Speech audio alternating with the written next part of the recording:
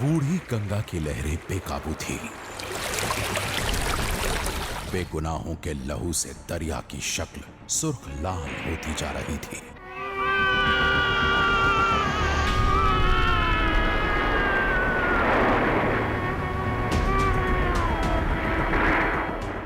बेबस इंसानों की बलि ली जा रही थी।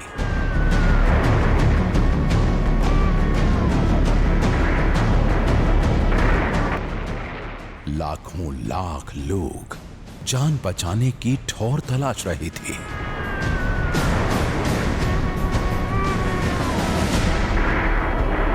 ये ठौर थी भारत।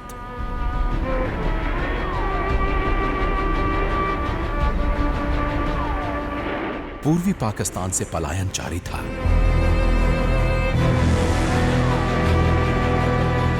भारत में आने के बाद पलायन करने वाले एकजुट हुए, अपनी सेना बनाई।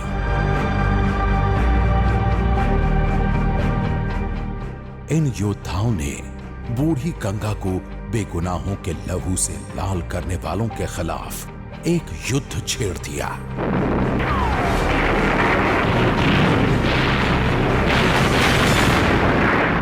एक युद्ध हुआ अधर्म के विरुद्ध। एक युद्ध हुआ निर्बलों के लिए। एक युद्ध हुआ इंसानियत के लिए।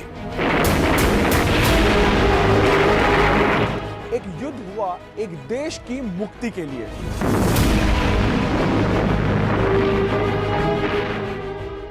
यह युद्ध बड़ा भीषण था। यह लड़ाई बहुत ऐतिहासिक थी।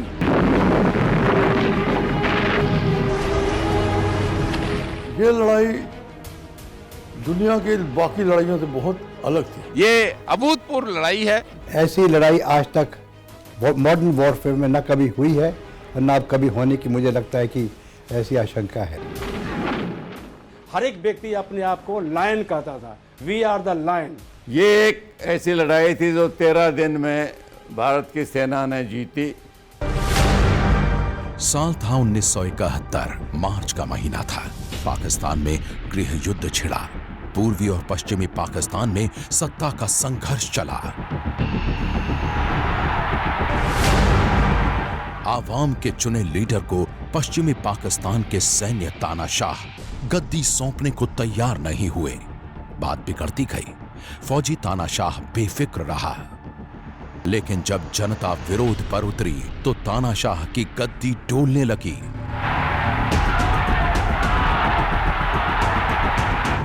फिर जोर जबरदस्ती का दौर चला। नरसंहार शुरू हुआ। फौजी बूटों तले इंसान कुचले जाने लगे।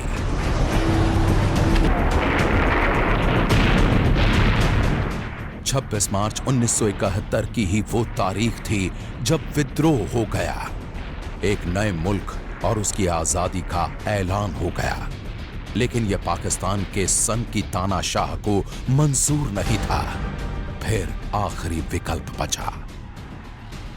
भारतीय वायुसेना के पराक्रम के इन प्रतीकों के साथ आपको बताऊंगा 13 दिन के एक युद्ध की कहानी। आपको बताऊंगा इस बियाबान से एक मुल्क के मुक्ति संग्राम का सच। मैं सुमित चौधरी बताऊंगा आपको दुनिया के सबसे बड़े सैन्य सरेंडर की पूरी दास्तान। मैं मयूरेश मुंबई से आपको बताऊंगा समंदर में हुई ऐसी बैटल जिसकी दुनिया में दूसरी कोई मिसाल नहीं। आपको बताऊंगा रूह कपा देने वाले जल्लादों और इंसानों के बीच हुई एक जंग की कहानी। हमारे मुक्ति संग्राम, हमारे संग्राम, स्वाधीनतार संग्राम। मुक्ति वाहिनी और पाकिस्तान फौज की लड़ाई से भारत अच्छी तरह वाकिफ था। पड़ोसी देश के खून खराबे से हिंदुस्तान मुंह मोड़ता भी तो कैसे। हालात इस कदर बदतर थे कि अनदेखी नहीं की जा सकती थी। पड़ोसी देश के फसाद से भारत में उथल पुथल मच रही थी।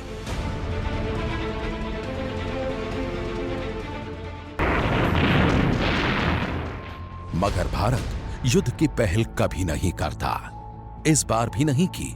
उधर दुश्मन देश बार बार ललकार रहा था। जनरल आगा मोहम्मद याहिया खान हिंदुस्तान के सब्र का इम्तिहान ले रहा था।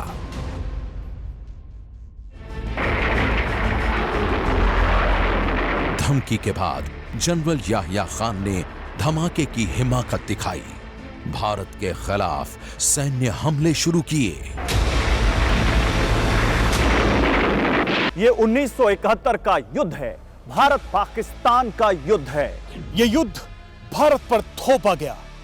भारत ने इस युद्ध को मानवता की रक्षा के लिए लड़ा। हिंदुस्तान ने वो युद्ध बर्बर फौजी तानाशाह के खिलाफ लड़ा। ऐसा तानाशाह जिसके जनरल कसाई कहे जाते थे, जिस तानाशाह की गैंग में धूर्त लीडरों की भरमार थी, जिन्होंने भारत पर हमले की हिमाकत की थी। पश्चिमी पाकिस्तानी लीडर पूर्वी बंगालियों से बेहद नफरत करते थे। चुनाव में जीत के बाद भी शेख मुजीबुर रहमान को गिरफ्तार कर जेल में डाल दिया गया। याह्या खान और जुल्फिकार अली भुट्टो का गठजोड़ भारत पर पीठ पीछे हमले करने लगा था। 1971 के युद्ध के औपचारिक ऐलान से पहले इसकी झलक दिखने लगी थी। तब भारतीय सेनाओं को युद्ध की आहट लग चुकी थी। जिन कमांडर्स के पास युद्ध का जिम्मा था वो थे general Sam Manekshaw, lieutenant general JS Arora, lieutenant general Sagat Singh, lieutenant general जीजी Bewoor, major general R Jacob. इनके साथ नौसेना प्रमुख एसएम नंदा और एयर चीफ मार्शल प्रताप सी लाल युद्ध की तैयारियों में जुटे हुए थे।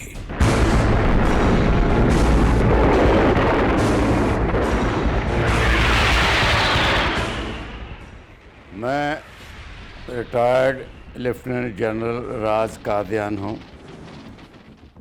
मैंने आर्मी में इन्फेंट्री में जीवन गुजारा है और मेरी रेजिमेंट है दी राजपुताना राइफल्स। मैं 1971 जून में कमीशन हुआ, 13 जून को इंडियन मिलिट्री एकेडमी से, और 21 दिन की हम लोगों को छुट्टी मिलती थी। उसके बाद मैं स्पेशलाइजेशन कोर्स में आर्टिलरी तोपखाने का ऑफिसर हूँ, वहाँ गया। और ये 6 महीने का कोर्स होता है जिसमें हमको एम्यूनिशन सिस्टम, गन किस तरह से लेके जाती है, गन से कैसे फायर करते हैं, ये डिप्लॉय कैसे करते हैं, फायर प्लान कैसे बनाया जाता है, ये सब चीज़ें सिखलाई जाती हैं। लेकिन अक्टूबर के शुरुआत में ही हमको बताया गया कि आपका कोर्स ख़त्म हो रहा है और 16 अक्टूबर को आप लोग यहाँ से चले जाएंगे।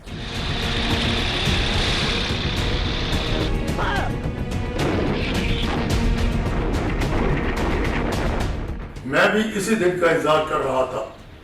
जब पता लगा तो मैंने अपने जेसीओ जवानों को तैयार कर दिया और बोला कि जैसे ही सवेर होती है मेरे हुक्म पर आप फायर कर देंगे। मैं विंग कमांडर विनोद नैब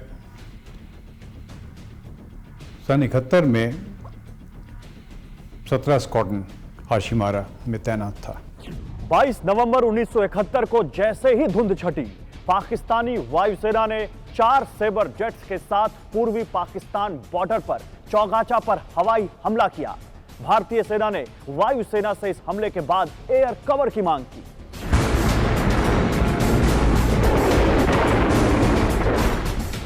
आईपी होते हैं, एक जगह होती है जहां से कि हम फाइनल अटैक के लिए अपने आप को अलाइन कर लेते हैं।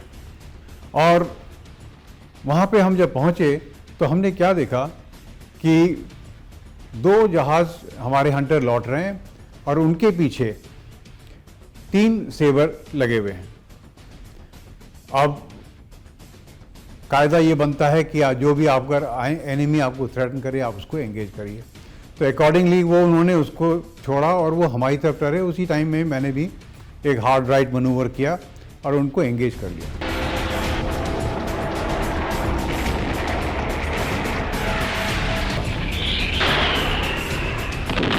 2:37 पर दमदम एयरबेस का सायरन बजने लगा। आईएफ के नेट विमान के जेट गरजने लगे। भारतीय वायु वीरों ने उड़ान भरी और पाकिस्तानी सेबर जेट के पर खच्चे उड़ा दिए। ये पूरी हवाई लड़ाई सिर्फ 2 से 2.5 मिनट में खत्म हो गई थी। कि मैंने फिर रिवर्सल एक विंग ओवर किया उसके ऊपर और फिर कुछ क्षण के अंदर, कुछ सेकंड के अंदर सब काम हो गया, उसको मार गिराया।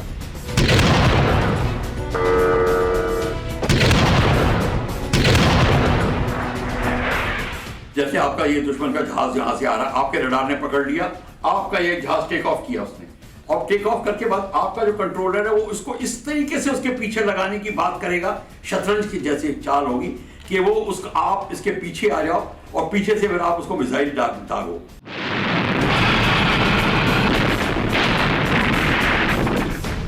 इसमें शामिल में मिग 21 शामिल हुआ था, हंटर शामिल हुआ था, नेट शामिल हुआ था। इस तरह के तमाम जहाज जो हैं 10 स्क्वाड्रन हमारी वहाँ एक्टिवेट की गई थी। क्रैश पाकिस्तानी जेट से सेना ने एक पायलट को पकड़ा था जिसका नाम था परवेज मेहंदी कुरैशी। परवेज मेहंदी 1971 के पहले युद्धबंदी थे जो बाद में पाकिस्तान की वायुसेना के अध्यक्ष बने। इसी एयर बैटल के अगले दिन पाकिस्तान के राष्ट्रपति जनरल याह्या खान ने आपातकाल की घोषणा कर दी। 25 नवंबर 1971 को याह्या खान ने भारत से युद्ध की वार्निंग दी। अब भी भारत ने युद्ध का औपचारिक ऐलान नहीं किया, मगर जमीन पर सेनाएं मोर्चा लेने लगी। भारतीय फौज अहम फ्रंट पर कब्जे में जुटी। पूर्वी पाकिस्तान के सरहदी इलाकों में जोरदार भिड़ंत होने लगी।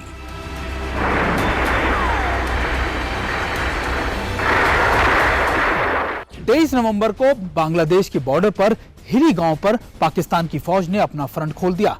दरअसल यहीं पर सबसे ज्यादा खूनी संघर्ष हुआ था और इस पर कब्जे का मतलब था कि पूरे युद्ध का मुंह मुड़ जाना। मुझे टास्क दी गई एज ए प्लाटून कमांडर कि आप 45 मिनट में अपर बेरी कैनाल के ऊपर एक पुल बनाएंगे, पुल का निर्माण करेंगे। इंजीनियर था, ट्रेनिंग पूरी थी, बेली पैनल से 45 मिनट में पुल बना दिया। जनरल सगत के नेतृत्व में फौजें आगे बढ़ रही थी। हमारी फौज बढ़ रही है, पर फौज बढ़ी है तो आगे तो नदी आ गई है। अब नदी आ गई है तो आप क्या करोगे? तो फिर एयरफोर्स के साथ तालमेल बड़ा पक्का था। उन्होंने कहा नो प्रॉब्लम्स। एयरफोर्स के हेलीकॉप्टर से आए धड़ाधड़ अपने जिस तरीके से भी उन्होंने अपना जो एक्सरसाइज जो प्रोसीजर्स होते हैं एकदम से लोड करना शुरू किया, इक्विपमेंट, सोल्जर्स, और उनको ड्रॉप करना शुरू किया आगे।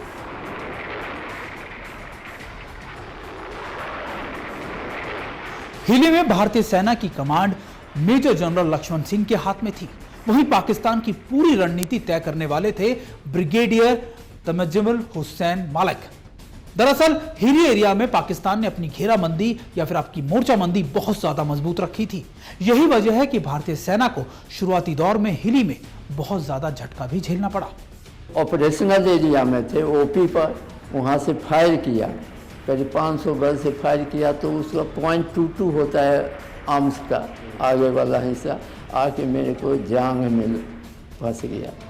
तो हम कहीं कि ये कुछ कांटा उठा लग गया, 2 बज रहा था रात। फिर मैं ऐसे जांग उठा करके या दांत से निकाल लिए। अब फर्स्ट एड होता है हमारे पास, तो फर्स्ट एड करके काम किया। लेकिन जब भारतीय सेना ने हिली को बाईपास करके पाकिस्तान के ठीक पीछे अपना ठिकाना बना लिया और दो तरफा हमले शुरू कर दिए तो हालात बदल गए। यहां तक कि भारतीय तोपें जब गरजी तब पाकिस्तान की प्राण सूख गए। यहां तक कि ब्रिगेडियर मलिक भी उसमें जख्मी हो गए और उनको बाद में बंदी भी बना लिया गया। ये तैयारी पूरी हो गई थी और तैयारी इसलिए पूरी हो गई थी कि लड़ाई एक्सपेक्ट की जा रही थी और इसलिए फौजें आगे बढ़ गई थी, एयरफील्ड्स एक्टिवेट हो गए थे, कॉन्वॉयज मूव कर रहे थे जो आर्मी को सपोर्ट करने के लिए। वॉर शुरू डिक्लेयर होने से पहले हम वहां पर थे, पूरा अरबियन सी को कैप्चर कर लिया था इंडियन नेवी जो था, और फ्रंट में हम मिसाइल बोट्स वाले थे। वी डिक्लेयर डिफेंस वॉर, मैंने हम अटैक नहीं करेंगे। लेकिन पाकिस्तान ने युद्ध की तैयारी पहले से ही कर रखी थी। 3 दिसंबर को पाकिस्तान ने ऑपरेशन चंगेज खान शुरू कर दिया। पर इससे पहले कि हम कुछ कर पाते, पाकिस्तान ने अपनी तरह से हिसाब लगाया और 3 तारीख की रात में उन्होंने हमारे जितने वेस्टर्न फ्रंट पे फॉरवर्ड एयरफील्ड थी उस पर उन्होंने अटैक किया। जब उन्होंने एक बार अटैक कर दिया और हम तो तैयारी थे कि ये करेंगे तो हम कुछ करेंगे। पाकिस्तानी वायुसेना ने भारत के कई हवाई अड्डों पर एक साथ हमला शुरू कर दिया। यहां तक कि पंजाब के फरीदकोट के रडार स्टेशन को भी नुकसान पहुंचाने की कोशिश की। उनके रडार को मिसाइल से या रॉकेट से डैमेज कर दिया गया है उन्होंने पूछा कि हमसे कि इसके बारे में कैसे उसकी मरम्मत की जा सकती है। तो मैंने उनको पूरी प्लानिंग बताई, उनको पूरी मेंटेनेंस स्कीम, रिपेयर स्कीम बताई और रडार वो सर्विसेबल हो गया और ऑपरेट करने लगा बराबर। पाकिस्तान सेना ने 3 दिसंबर 1971 को पुंछ और करगिल में भारतीय चौकियों पर हमला शुरू कर दिया। श्रीनगर, लेह राजमार्ग और अखनूर में भी पाकिस्तान ने हमला कर दहशत फैलाने की कोशिश की। मैं लेफ्टिनेंट जनरल शंकर प्रसाद, जो 1971 में एक मेजर था, 53 गुरखा राइफल्स का बटालियन 2IC था उस समय में, और हमारी यूनिट उस समय कारगिल में पाकिस्तान के बरखिलाफ ऑफेंसिव ऑपरेशन में गई थी। तो जब ऑपरेशन शुरू हुआ तो हमारी बटालियन लेह से लेके कारगिल तक गाड़ियों में गई और वहाँ पे एक कंसंट्रेशन एरिया में गाड़ियों को पार्क किया गया। अब हुआ ये कि तुरंत उसके बाद जैसे ही हमारी बटालियन वहाँ उस कंसंट्रेशन एरिया पहुँची तो हम लोग दुश्मन के आर्टिलरी फायर के अंदर आ गए और गाड़ियाँ भी अनलोड हो ही रही थी कि दुश्मन ने आर्टिलरी फायर खोल दिया।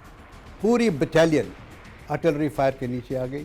हमारी बटालियन की एमिनेशन व्हीकल्स जलने लगी, हमारे जवान तितर-बितर हो गए।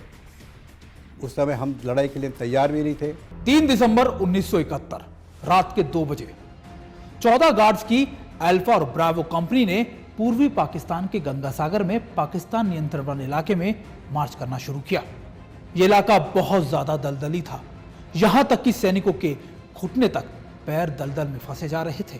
गहरी रात थी, ठंड का मौसम था और फॉग थी, धुंध थी, और सबसे बड़ी बात कि दुश्मन जो है पाकिस्तानी उधर से हमले की उम्मीद नहीं कर रहे थे। दुश्मन देश की फौज की 12 फ्रंटियर की 3 कंपनियां गंगा सागर में तैनात थी। जैसे ही भारतीय जवान बंकर के 40 फीट पास पहुंचे, उनके संतरी को खबर लग गई। दरअसल ना सिर्फ उसमें पाकिस्तान के जवान थे, बल्कि उनके पास लाइट मशीन गन और रिकॉयलेंस गन भी मौजूद थी। जब हम उनके बिल्कुल पास पहुंच गए तब उनको पता लगा कि हाँ, कि कोई भारतीय है। तो उन्होंने पूछा कोई है। इससे पहले हमारे जवानों ने भी कोई जवाब दिया। इसमें पाकिस्तानी ने दोनों कंपनियां, ब्रेव कंपनी और अल्फा कंपनी के ऊपर हाई फायर शुरू कर दिया, जिनसे सबसे पहले लोहा लिया भारत के शूरवीर एल्बर्ट एका ने। एका ने सबसे पहले संगी घोंपकर पाकिस्तान के संतरी को ढेर कर दिया। हालांकि इस दौरान उन्हें दुश्मन की गोली भी लग गई, लेकिन खून में लथपथ एका ने शौर्य की ऐसी मिसाइल कायम की जिसे कभी भुलाया नहीं जा सकता। ब्रेवो कंपनी के ऊपर भी फायर आया था ईस्ट की तरफ से। वो MMG थी, वो बिल्डिंग के ऊपर थी।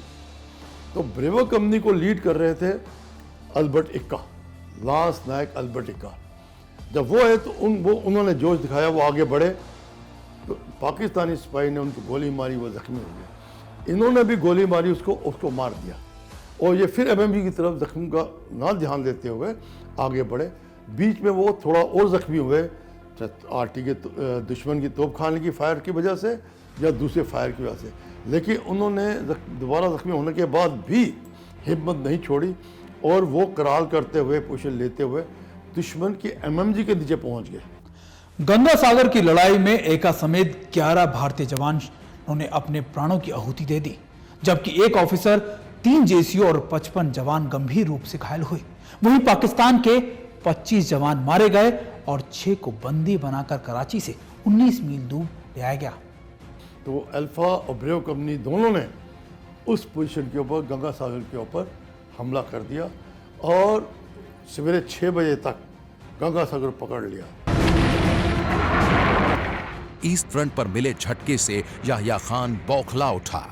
पाकिस्तान की पूरी फौज भारत के खिलाफ उतार दी गई।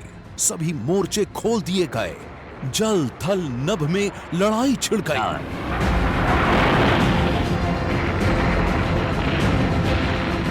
पाकिस्तानी सेना ने जैसलमेर बॉर्डर के रास्ते भारत की जमीन पर कब्जे का प्लान बनाया।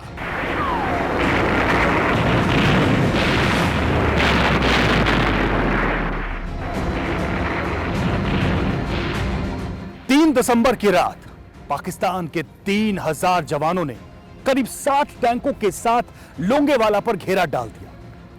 भारतीय सेना के सामने पाकिस्तान की पूरी टैंक रेजिमेंट थी। लोंगेवाला पोस्ट पंजाब रेजिमेंट की 23वीं बटालियन के पास थी और कमांडर थे मेजर कुलदीप सिंह चांदपुरी।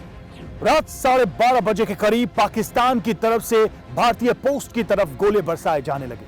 उन्होंने मीडियम आर्टिलरी का इस्तेमाल करके बीएसएफ के 10 में से 5 ऊंटों को मार गिराया। 45 टैंकों का एक पूरा कॉलम भारतीय पोस्ट की तरफ पड़ रहा था और इतना समय नहीं था कि प्लान करके माइनफील्ड लगाई जा सके, बिछाई जा सके।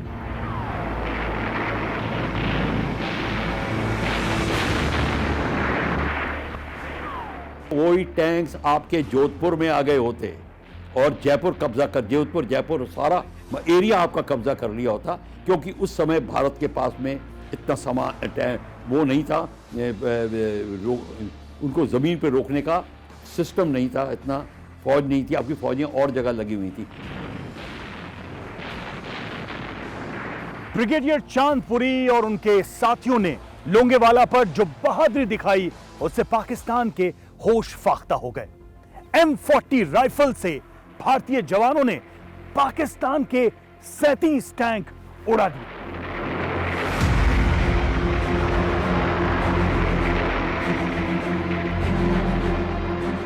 सुबह हुई तो उन्होंने भी टैंक्स के ऊपर अटैक शुरू किया और जब टैंक के ऊपर अटैक करते, टैंक के ऊपर पेट्रोल भी ड्रम्स भी बंधे हुए थे, तो जब उनको हाई एक्सप्लोजिव गोली लगती थी टैंक को, वो टैंक जल जाता था। 2.5 दिन के अंदर सारी के सारे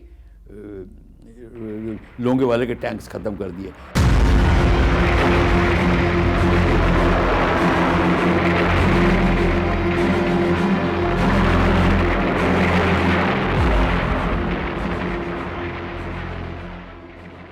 पूरी रात हमारे 120 जवान पाकिस्तान की सेना से लड़ते रहे। सूरज की पहली किरण के साथ उनको साथ मिला भारतीय वायुसेना का। इंडियन एयरफोर्स के हंटर्स ने पाकिस्तानी सेना में खलबली मचा दी और सब भाग खड़े हुए।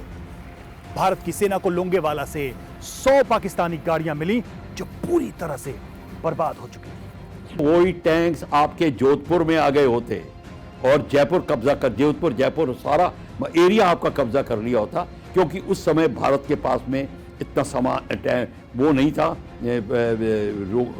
उनको ज़मीन पे रोकने का सिस्टम नहीं था, इतना फौज नहीं थी, आपकी फौजें और जगह लगी हुई थी, मतलब आपकी धरती पे कब्जा था उनका। ये हमारे को जैसलमेर के हंटर्स ने बचाया।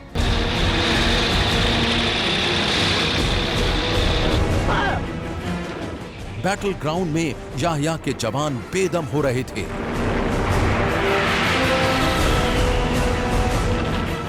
लेकिन कराची में तैनात पाकिस्तानी नौसेना एक्शन मोड में आ गई। इस नेवल बेस का सही सलामत रहना बेहद खतरनाक था।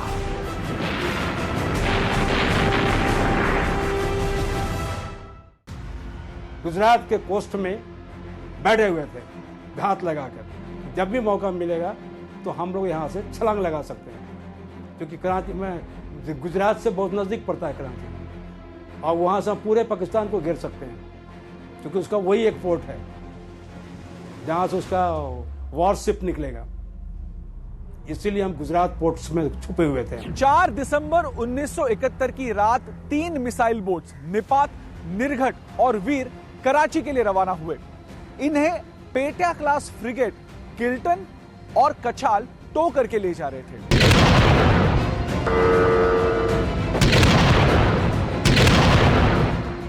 ये पहली लड़ाई थी कि हमारी नौसेना ने भाग लिया और पन्नों में लिखा गया, इतिहास के पन्नों में लिखा गया, एक warfare by missiles from the sea. Karachi पे ले गया ये missile boat, Osa class missile boat. Lieutenant commander IJ Sharma, Nirghat, पहला मिसाइल कराची के बाहर उड़ाया और PNS खैबर गिर गया। मिसाइल ने टारगेट को हिट किया, फिर दूसरी मिसाइल लॉन्च कर दी गई। कराची से 35 मील दूर दक्षिण पश्चिम में खैबर समंदर में दफन हो गया। हमारा मिसाइल बोट था, ट्रेनिंग ली थी रशिया में उन्होंने, रंगूत रेडार था। उन्होंने जो मिसाइल चलाया तो वो हाफिज माइनस्वीपर डूब गया। 400 लोग पहली दिन 4 दिसंबर को। तो ये था ऑपरेशन ट्राइडेंट। 6 दिसंबर को पाकिस्तान पे ऑपरेशन पाइथन कोड नेम से और एक हमला होना था, लेकिन मौसम की खराबी की वजह से यह प्लान बदलना पड़ा। यह हमला हुआ जो 2 दिन बाद यानी 8 दिसंबर को हुआ। यह हमला INS विनाश ने किया।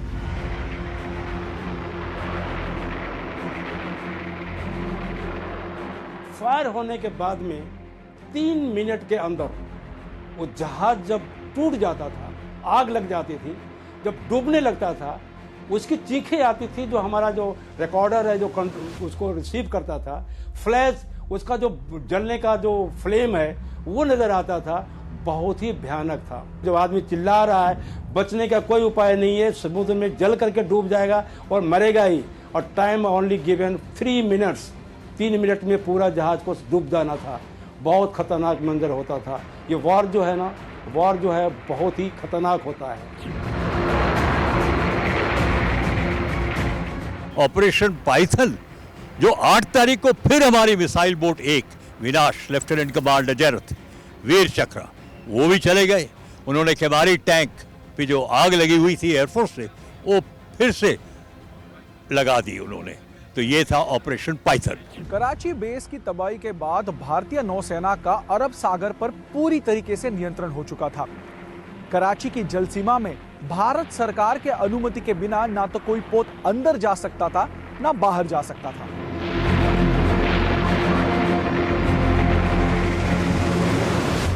सिग्नल आया अंगार, और अंगार जो सिग्नल आया, मैं सीनियर था उधर, मैंने डिक्रिप्ट किया और हमने देखा अंगार। तो हमने फ़ोन किया एडमिरल कोहली को, वो सो रहे थे वेस्टर्न कमांड। बोला सर, व्हाट हैज हैपेंड? मैं कहा sir some signal has called अंगार।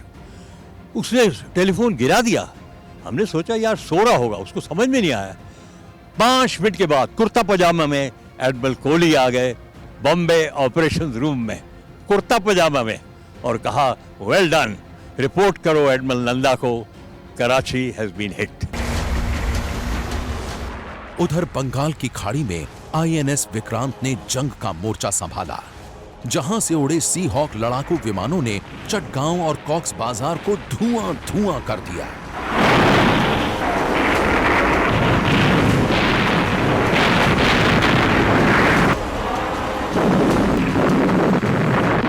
INS विक्रांत से उड़े जंगी जहाजों के बेड़ों ने पाकिस्तानी नौसेना के परखच्चे उड़ा दिए।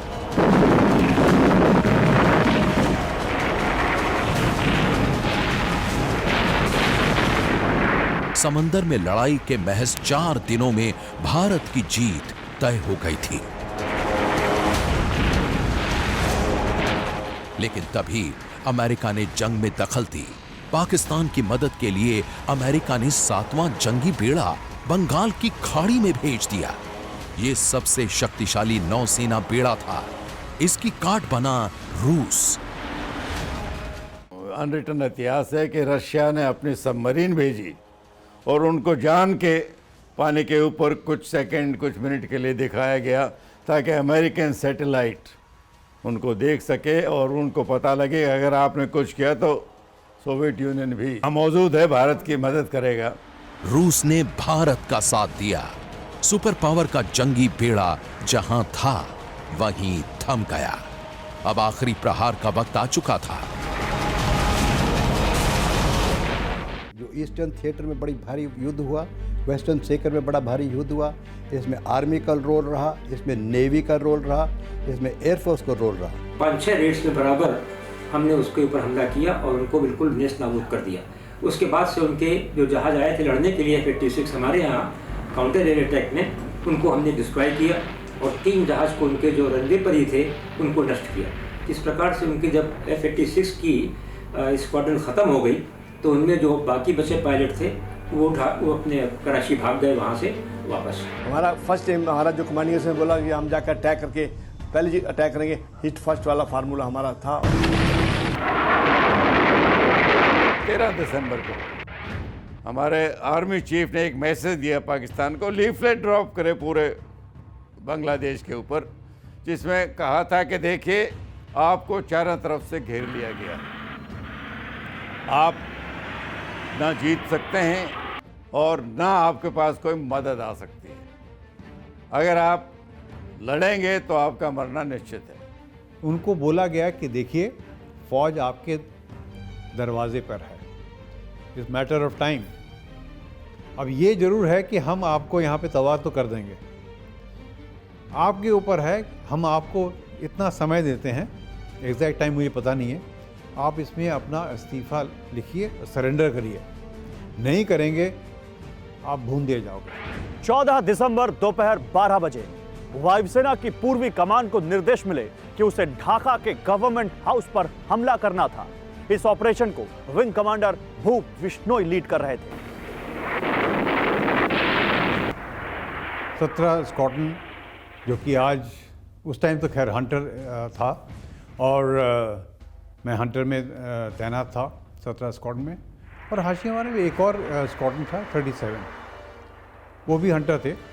और इन दोनों की मिल के यहाँ से हम नॉर्थ साइड से अटैक करते थे। इस अटैक में हासीमारा से विंग कमांडर एसके कॉल को 37 स्क्वाड्रन के फाइटर जेट के साथ लगाया गया था। ढाका के गवर्नमेंट हाउस में गवर्नर डॉक्टर A.M. मलिक अहम बैठक करने वाले थे। मलिक की इस मीटिंग से जंग का रुख मुड़ सकता था, क्योंकि यहां संयुक्त राष्ट्र के प्रतिनिधि मौजूद थे। इस बैठक में कुछ तय हो उससे पहले अटैक जरूरी था। पहले राउंड में हर पायलट ने 16 रॉकेट गवर्नमेंट हाउस पर दागे। विंग कमांडर भूप बिश्नोई ने मुख्य गुंबद के नीचे वाले कमरे को निशाना बनाया। फर्स्ट लाइट पे एयरबोर्न हुए। पहले तो 37 स्क्वाड्रन के जहाज गए और उसके 5 मिनट बाद हम गए। विंग कमांडर बिश्नोई के नेतृत्व में उड़ रहे 4 MiG-21 विमानों ने धुएं और धूल के गुबार से घिरे ढाका के गवर्नमेंट हाउस पर 128 रॉकेट गिराए। कोई था डिस्ट्रॉय कर दें ताकि उसकी लड़ने की क्षमता जो है वो खत्म कर दें, बाकी बहुत नुकसान न हो। फ्लाइट लेफ्टिनेंट जी बाला के नेतृत्व में 4 स्क्वाड्रन के 2 और मिग वहां बमबारी करने पहुंच गए। बाला और उनके नंबर 2 हेमू सरदेसाई ने गवर्नमेंट हाउस के 2-2 चक्कर काटे और हर बार भवन पर 4-4 रॉकेट दागे।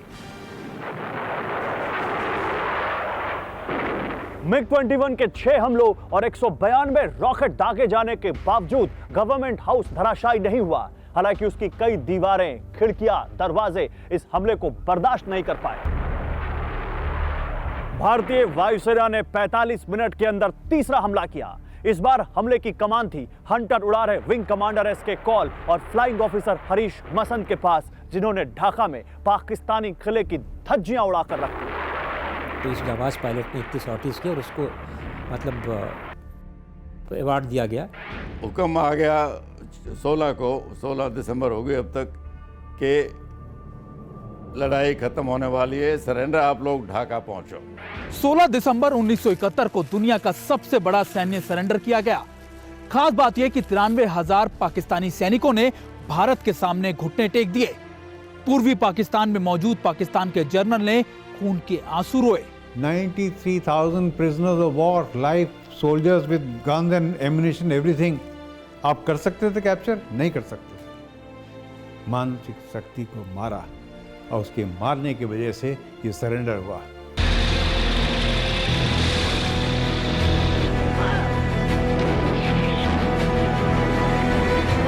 लेकिन इंडियन आर्मी का ऑपरेशन ढाका अभी खत्म नहीं हुआ था।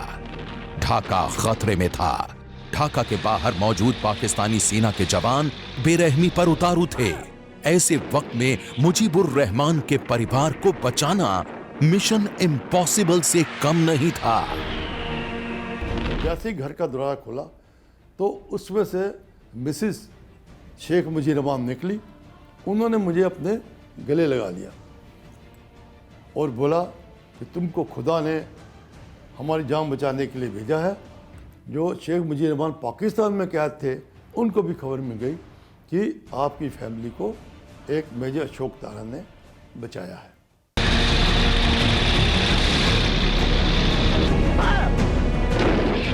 कोई जंग सिर्फ बम, बंदूक और बारूद से नहीं जीती जाती। जंग का निर्णय तय करने में दिमाग और इरादे का अहम रोल होता है।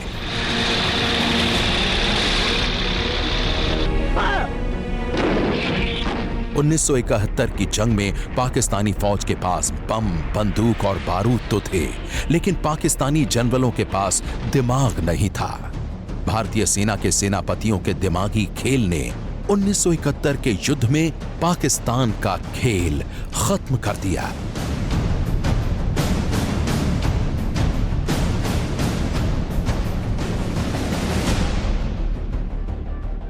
और इस तरह एक नए मुल्क बांग्लादेश का उदय हुआ।